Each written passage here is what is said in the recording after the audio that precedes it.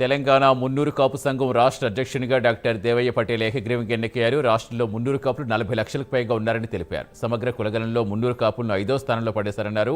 గత బీఆర్ఎస్ ప్రభుత్వ హయాంలో మంత్రి పదవులు, ఎమ్మెల్సీలు, ఎంపీలు వచ్చాయని చెప్పారు.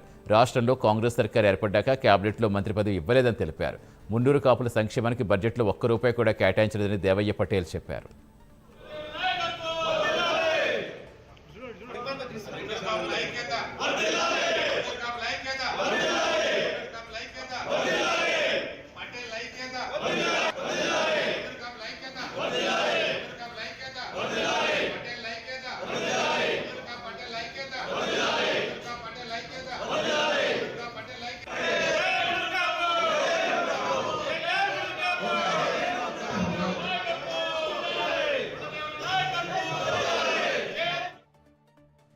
రెండు దశాబ్దాల కాలంలో ఒక రాష్ట్ర అధ్యక్షుడిగా, కులానికి ఒక సేవకుడిగా, మున్నూరు కాపు బిడ్డగా, ఒక పటేల్గా పనిచేస్తున్నాను. ఈరోజు ఒక రైతు బిడ్డగా పనిచేస్తున్నాను. మరి ఈరోజు అందరూ కూడా మళ్ళీ ఈ కులం అంతా ఎటో వెళ్ళిపోతుంది.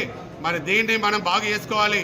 మళ్ళీ కొండ దేవన నాయకత్వం, కొండ దేవన అధ్యక్షుడు చూడాలని ఈరోజు అందరూ కూడా ఒక గత వారం రోజుల నుంచి మరి అందరూ మాట్లాడి ఈరోజు వచ్చేసేందుకు చాలా సంతోషంగా ఉన్నది. ఈరోజు ఏకగ్రీవంగా 3 సంవత్సరాలు నాకు పదవి కాలము ఇవ్వాలని తీర్మానం చేసినారు. కానీ ఈరోజు ఒకటే నేను నా కుల బాంధవులందరికీ తెలియజేస్తున్నాను, ఒకటే సంవత్సరం నాకు పదవి కాలం చాలు. ఇంకా మిగతా సమయం నాకు వద్దు. ఎందుకంటే నేను ఇదివరకు కూడా గత 10 సంవత్సరాల నుంచి కూడా గ్రామస్థాయి అధ్యక్షులు, ప్రధాన కార్యదర్శుల ఓటు ద్వారా గెలవాలి, ఏ రాష్ట్ర అధ్యక్షుడు కొండ దేవయ్య కాదు ఎవరైనా కానీ నేను అనుకున్నాను. కానీ ఈరోజు అది నిజం కాలేదు. మరి దానిలో ఈరోజు నేను ఒకే కులం ఒకే సంఘం నుంచి కూడా ఆ కూటమి నుంచి వైదొలిగి మళ్ళీ 2018లో తెలంగాణ మున్నూరు కాపు సంఘం, పటేల్ సంఘం మీద ఈరోజు మళ్ళీ అధ్యక్షుడిగా ఈరోజు నాకు ఎన్నుకున్నందుకు ప్రతి ఒక్క